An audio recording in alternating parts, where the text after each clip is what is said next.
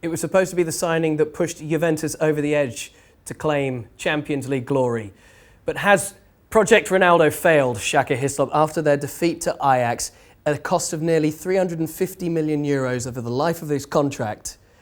What on earth do Juventus do? Well, it's failing as of right now. And in fairness to Juventus and what Project Ronaldo, he signed a 4-year contract. So we've got another 3 years for Juventus to realise Champions League glory, which is exactly why he was brought to Turin. The question is, did Juventus have the supporting cast now, or do you see them building a squad capable of continuing to compete at the highest level of European football? And where we sit right now, I'm not so sure. And the suggestion continues to be that Allegri will stay on, just to see things, give Juventus a certain level of stability and continuation.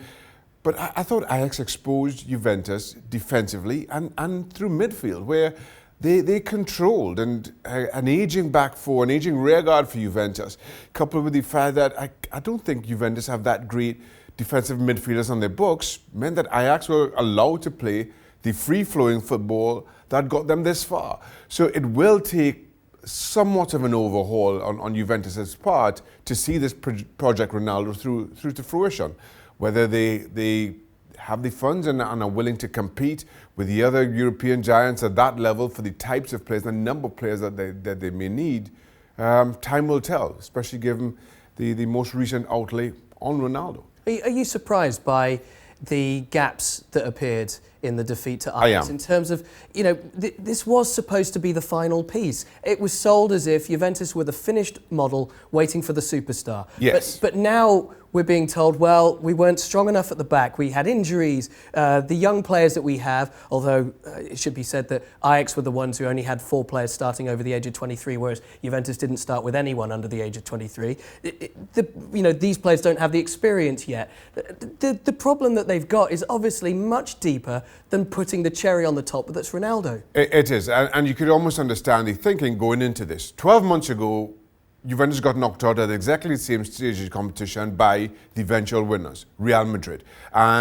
They somehow managed to shoot themselves in the foot in Turin, but then go to Madrid and get the result, or just about got the result that they needed up until that very late penalty call, which saw Juventus knocked out. You then take Real Madrid's most lethal asset in Cristiano Ronaldo, bring him to your side of the fence, and you think that should be enough 12 months on.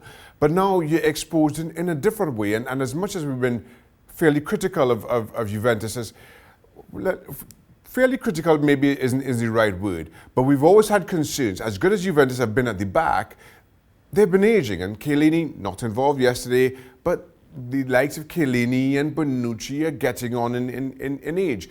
And you just wondered if they had the players, or at the very least, had the prospects to come in and fill that void. Bonucci was brought back because they wanted to have another go for the last season or two, while they still had that understanding at the back. And Ronaldo brought in thinking that, yes, we've got the defence that we need, we're still strong enough in midfield, and now that we have the firepower. And that's failed, and that's exposed some of their other needs that they need to fill rather quickly if they are to recognise exactly why Ronaldo was brought. They scored less goals than last year as well, which is a surprise given that he's hit nearly 20 in Serie A as well. So how easy is it going to be for them to fix? Aaron Ramsey comes in on a free, of course, but how easy is it going to be for them to change their whole model around Ronaldo over the next 3 years to try and make the most of him? I'm not sure. And as critical as I've been of Juventus' rearguard, I don't think there's been any better over the last 5 or 6 years in world football.